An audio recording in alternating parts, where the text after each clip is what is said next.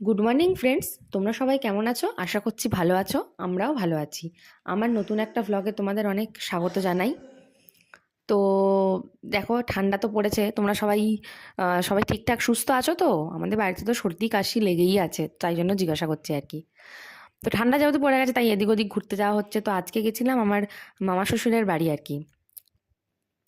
আমাদের এখানেই, এই বাড়ি থেকে ধরো 0.5 ঘন্টা 40 মিনিট লাগে অটোতে। তো আমরা গেছিলাম সবাই মিলে। তো সেটাই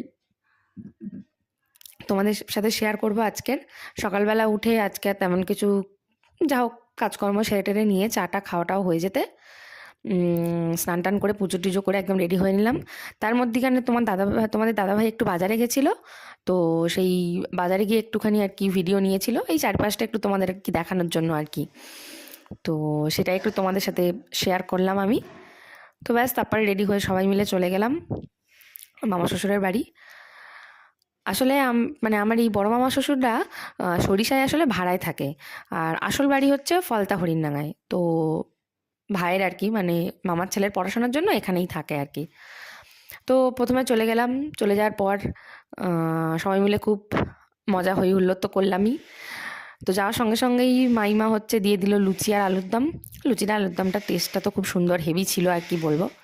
তো সেসব কিছু খাওয়া দাওয়ার পর সবাই মিলেই বসেছিলাম, গল্প আড্ডা হচ্ছিল, হাসি মজা এইসব করে সময়টা কেটে গেল খুব তাড়াতাড়ি। তারপর চলে গেলাম দুপুরের খাবার খেতে।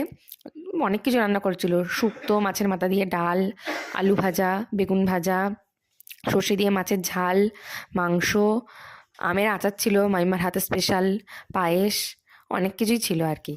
তো আজকের দিনটা আমাদের এইভাবেই কাটলো, বেশ হাসি মজা আনন্দে কাটলো। তারপর আবার আমরা তাড়াতাড়ি বাড়িও চলে এসেছিলাম, যেহেতু সন্ধে খুব তাড়াতাড়ি হয়ে যায় এখন। তো আজকের ব্লগটা এই পর্যন্তই থাকলো। তোমরা সবাই ভালো থেকো, সুস্থ থেকো।